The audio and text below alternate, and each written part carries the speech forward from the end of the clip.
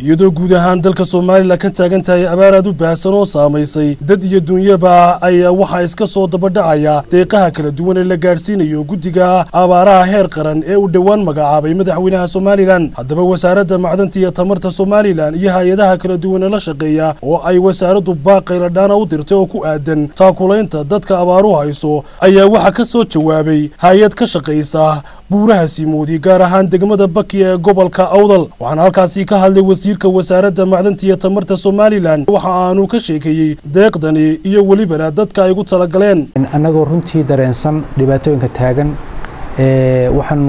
isku daynay inaanu sharaa'iga nala shaqeeyo ee aagagan abaaru ka jiraan wixii ay ka qaban karaan baaq baan u diray. waxaan noo ajiibay sharikadda la yiraahdo ARC African Resource Corporation oo ka shaqeysa buuraha Simoodi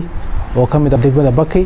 ee gobolka Awdal oo abaaru runtii si xoogan ugu jiraan oo runtii aad iyo aad u dhibaataysan. runtii marka halka waxaan guddiga abaaraha ugu nimi inaanu hadiyad yar muxuu ahaayay aan u sidno waan uga sidno ARC markaas waxay ku deeqeen oo halkan maalinka maanta aan rabnaa inaan ugu sheegno guddida in 100 reer oo deegaankaasa inay bil raashinkooda ay bixiyaan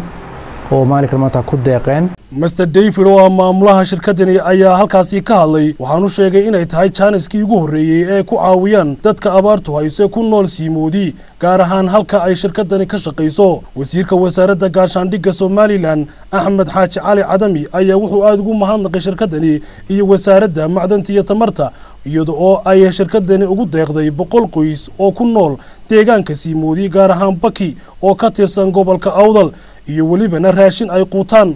dadkii qataraa baa la siinayaa dadkii dhargay waxba loogu laba celin maayo hadda wali taa lama gaadhin baan ugu jawaabnaa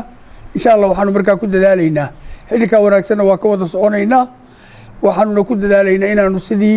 sida ugu tala gasheen oo hay'adii iyo madaxdii ugu sareysay ku soo sinteen annaguna inaanu baahi ahaan iyo deegaan ahaan iyo dhawaanshiyo masaafad ahaanba meesha ugu haboon ku hagaajino.